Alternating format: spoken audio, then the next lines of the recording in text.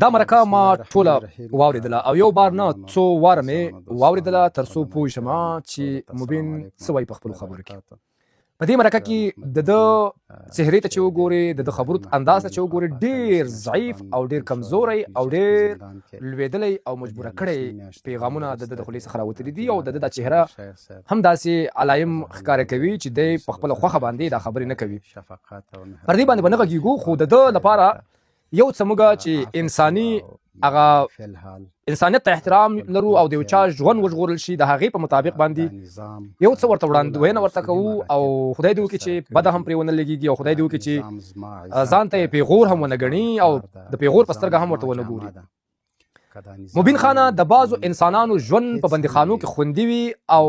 په ازادۍ کې یعنی په بیرون کې د هغوی ژوند د خطر سره مخامخ وي.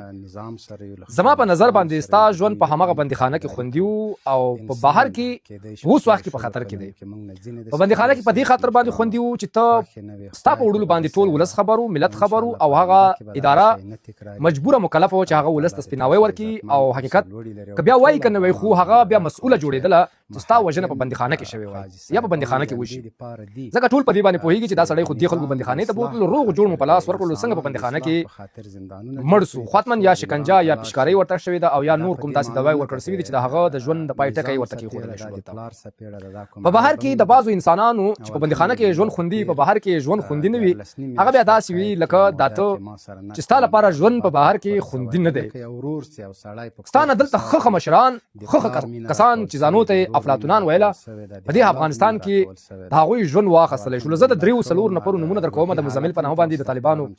والي په مزار شریف کې، د رحیم حقاني په نامه باندې د طالبانو یو بل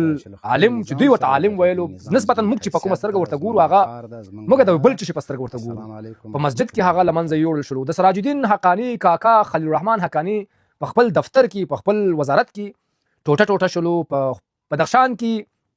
د طالبانو قمندان د امنیه په خپل رینجر کې ټوټه ټوټه شلو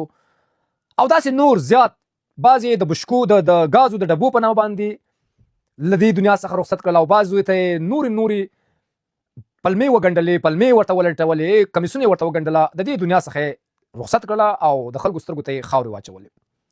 که څه هم تا د افغانستان د غیور او د افغانستان د ویاړلي ملت د قاتلانو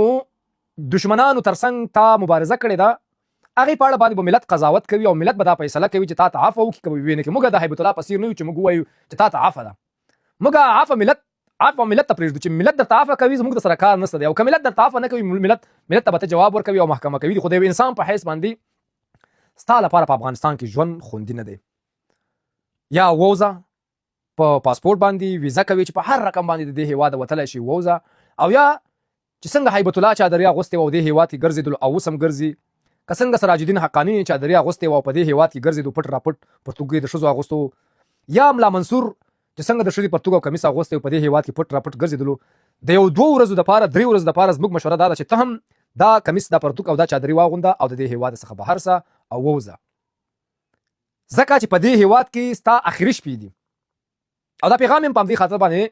دا ویډیو مې هم په همدې خاطر باندې جوړه کړله چې بیا څوک ونه وایي چې یاره دې سړي ته چا پیغام هم نه ورکړی یا دا سړی پوه شوی چا پوه کړی هم نه و.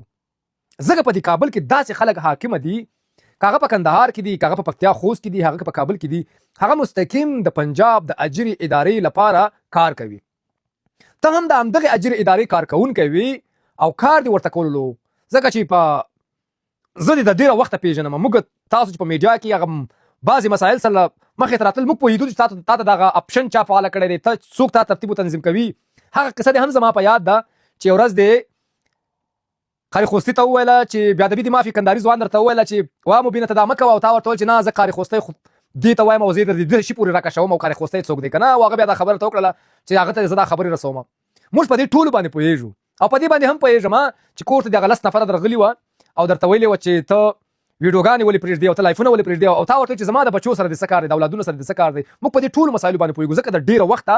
موږ تاسو په دا میډیا کې موجودیت لرو او موږ په هغه وخت کې په اقتدار د چوکۍ کې وو، په وخت د چوکۍ کې وو، قوت او طاقت مو په لاس کې وو. په مقابل زموږ همدغسې ترتیب و تنظیم کېدلې، رهبري کېدلې او آی کارکوونکو رهبري کولې. نن دې د همغه آی کارکوونکي په همدې کابل کې کېدی شي له منځه یوسي، ختم دي کړي. ځکه ته آی ته مستقیم سړی نه وې، هغه مستقیم مامور نه وې، ته د مامور وې. تا ته په دریم لاس کې په څلورم لاس کې کومنده درکول کېدله په اول پړاو کې تا موجودیت نه درلودلو نو اوس ته د هغه اول پړاو د خلکو لپاره خطر جوړیږي او خطر جوړ شوی د دویم پړاو او د دریم پړاو خلک د صحنې څخه ګوښه کیږي او ګوښه کوي دي نو ستا لپاره د انسانیت په خاطر باندې چې انسان او انسان یم نه غواړم چې انسان دې بې ځایه شي او اولادونو باندې مې د زړه خوږېږي مور یې د تورسرې دې په کور کې ناسته ده یو دوه تورسرې به په کور کې لري بچي به لري اولادونه به لري د هغوی په خاطر مې دا پیغام په دا میډیا کې فعال یم فعالیت کوو لګیا یو اخته یو په هر څه مسایلو باندې هغه زموږ کار چې موږ په کوم ډول باندې اخته یو د چا په مقابل باندې خو د انسانیت په خاطر دا ویډیو مې درته جوړه کړې ده چې د هېواده چې څومره زر کېږي ووځه دا به ستا لپاره ګټه وي په بندیخانه یا به د بندیخانې څخه نه راوتلی او هغه بندیخانه کې دې هم ژوند خوندي وو خو اوس د ژوند خوندي نه دی او د خطرونو سره مخامخ او دا به که ونوتې دا به ډېر ژر موږ تاسو په خپلو سترګو ووینو چې تاسو څنګه په دې سیمه کې په کوم نوم باندې او په کوم چا دې ورته اوانوي او دې خاوره کې په دې ولس کې دي څنګه ترې تم کوي او رکوي دي او تر خاورو لاندې کوي دي مننه